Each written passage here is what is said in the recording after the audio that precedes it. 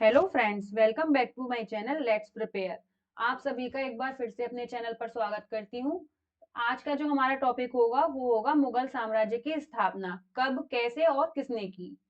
तो जो last videos हैं उसमें मैं दिल्ली सल्तनत का पूरा कर चुकी हूँ, जिसका लिंक मैंने आपको डिस्क्रिप्शन बॉक्स में दे दिया है, आप वहां से पढ़ सकते हैं। तो चलिए अपने टॉपिक की ओर बढ़ते हैं। मुगल साम्राज्य की स्थापना। दिल्ली के सुल्तान इब्राहिम लोदी के चाचा आलम खान जो थे वो इब्राहिम लोदी के काम से खुश नहीं था। इसलिए दौलत खान लोदी और उसका चाचा आलम खान लोदी इन दोनों ने मिलकर मुगल सम्राट बाबर को भारत आने का न्योता भेजा था। बाबर मध्य एशिया को पहले से ही कब्जाना चाहता था। उसकी नजर भारत पर जब पड़ी थी, जब राजनीतिक दशा भी बिगड़ी हुई थी, जिसका उसने फायदा उठा लिया। बाबर ने न्योता खुशी से स्वीकार किया और भारत पर आक्रमण कर दिया। उसका इब्राहिम लोदी के साथ युद्ध हुआ, जिसमें इब्राहिम लोदी हार गया और जिसके बाद उसने मुगल साम्राज्य की स्थापना की। उसने इब्राहिम लोदी को हराकर मुगल साम्राज्य की स्थापना की। तो जो ये बाबर है, इसका पूरा नाम था जहरुद्दीन मोहम्मद बाबर। इसके जो अन्य नाम है, इसको अन्य नामों से जाना जाता है बादशाह गाजी और मुगल शाह के नाम से। इसका जन्म 14 फरवरी 1483 ईस्वी में हुआ। इसका जन्म कहाँ पर हुआ? अंडीजान, जो कि फरगना राज्य की राजधानी थी, उज्बेकिस्तान में स्थित है। इसके पिता का नाम था उमर शेख मिर्जा, माता का नाम कुतलुग निगार, पुत्र हुमायूं कामरान अस्करी हिंदाल, और इनकी पुत्री का नाम क्या था? गुलबदन बेगम। राज्यभिषेक हुआ है 8 जून 1494 ईस्वी में और मृत्यु आगरा में हुई। और इसकी जो रचनाएं थी मुख्य, वो कौन सी थी? बाबरनामा या तुजुके बाबर के नाम से उसको जाना जाता है। इसको उपाधि बादशाह और कलंदर की उपाधि धारण की इसने। भारत के सबसे बड़े राजवंश मुगल साम्राज्य के बाबर संस्थापक का जन्म 14 फरवरी 1483 को हुआ था। तो ये सब हम नजर डाल चुके हैं, एक बार और फिर से पढ़ लेते हैं। बाबर के पिता उमर शेख मिर्जा फरगना के अमीर थे और उनकी माँ जो थी कुतलक निगार खानम मोगली राजा यूनिस खान की बेटी थी। अपने पिता के माध्यम से ये तैमूर का वंशज है और अपनी माँ के माध्यम से चंगेज खान का वंशज है। ये वह बरलास जनजाति से थे जो मूल रूप से मंगोल थी। हालांकि उनके लोग सांस्कृतिक रूप से अधिक तुर्क और फारसी थे। उनकी मातृभाषा छगताई थी, लेकिन फारसी में उसका गहरा नाता था। 1494 में 11 वर्ष की आयु में बाबर अपने पिता उमर शेख मिर्जा के उत्तराधिकारी के रूप में फरगना, जो कि वर्तमान में चीनी तुर्किस्तान में है, वहां का शासक बना। उसकी समरकंद को जीतने की महत्वाकांक्षा थी, लेकिन वह सफल नहीं हुआ। इस बीच उन्होंने अपनी फरगना भी खो दी और अपमान और गरीबी में ताशकंद में अपने चाचा के साथ उसको रहना पड़ा।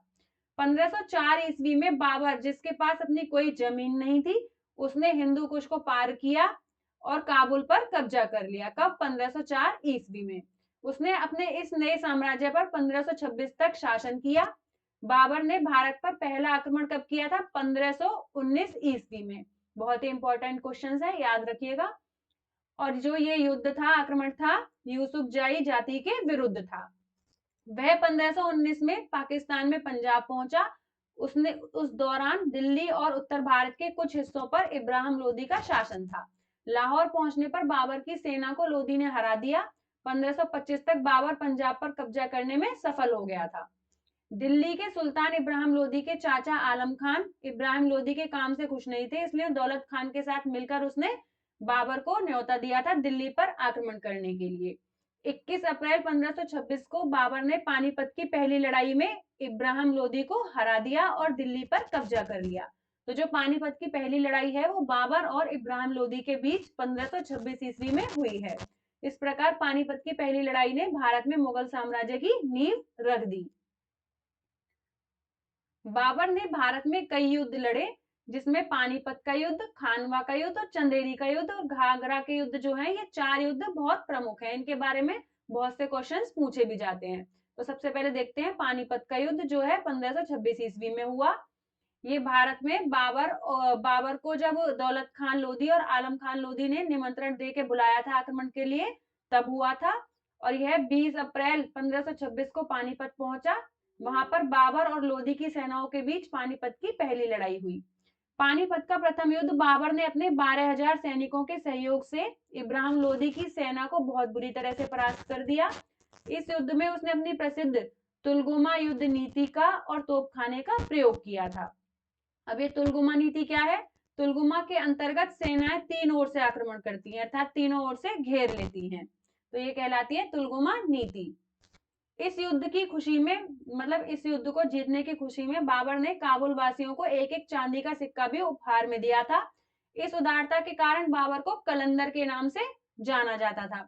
तो जैसे क्वेश्चन आ जाता है कि कलंदर के नाम से किसको जाना जाता था, तो सही उत्तर होगा बाबर। अपनी विजय के बाद बाबर ने 27 अप्रैल 1526 को दिल्ली में मुगल वंश के संस्थापक के रूप में राज्याभिषेक कराया। तो ये था पानीपत का पहला युद्ध। फिर आता है खानवा का युद्ध, ये 1527 ईस्वी में हुआ।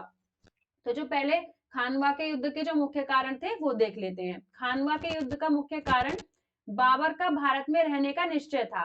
राणा सांगा जो थे वो समझते थे कि मध्य एशियाई लुटेरों की भांति बाबर जो है दिल्ली को लूटकर लोधी सत्ता को शक्तिहीन करके काबुल लौट जाएगा, इसीलिए उन्होंने बाबर को भारत पर आक्रमण करने व इब्राहिम लोधी को विरुद्ध सहायता देने का वचन भी दिया था। किंतु जब बाबर ने भारत में रहने का निश्चय किया तब राणा सांगा जो थे उनके विरोधी हो गए। इसके अतिरिक्त जब पानीपत के युद्ध के पश्चात बाबर ने अफगानों को कुचलने का निर्णय लिया तो वो भागकर राणा सांगा के दरबार में शरण ले लिए।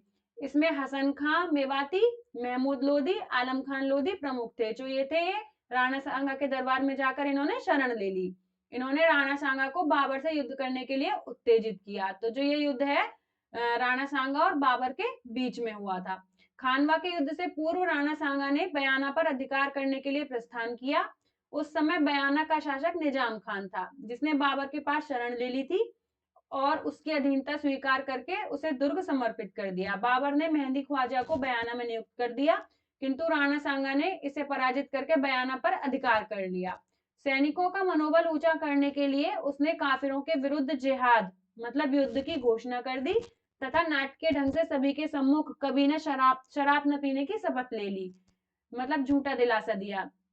शराब के प्याले व बर्तनों को तुड़वा दिया और गजनी से आई हुई शराब में नमक डलवा दिया। खानवा का युद्ध जो है 16 मार्च 1527 ईस्वी को सीकरी से 10 मील दूर खानवा नामक स्थान पर बाबर व राणा सांगा के मध्य शुरू हुआ। ये भी एक क्वेश्चन बन जाता है कि खानवा का युद्ध कब हुआ और किसके बीच हुआ और कहां पर हुआ। यद्यपि राजपूत सेना बड़ी वीरता से लड़ी, किंतु वे पराजित हो गए। अनेक राजपूत सरदार इस युद्ध में मारे गए। राणा सांगा युद्ध में बुरी तरह घायल हो गए। उन्हें अचेतावस्था में उनके सैनिकों द्वारा युद्ध स्थल से हटा दिया गया और इसमें बाबर की विजय हुई। फिर आता है चंदेरी का युद्ध, ये 1528 ईस्वी में हुआ। खानवा के युद्ध के पश्चात बाबर ने चंदेरी की ओर अपना ध्यान दिया। चंदेरी सामरिक दृष्टिकोण से बाबर के लिए बहुत महत्वपूर्ण था। वह मालवा और बुंदेलखंड की सीमा पर स्थित था।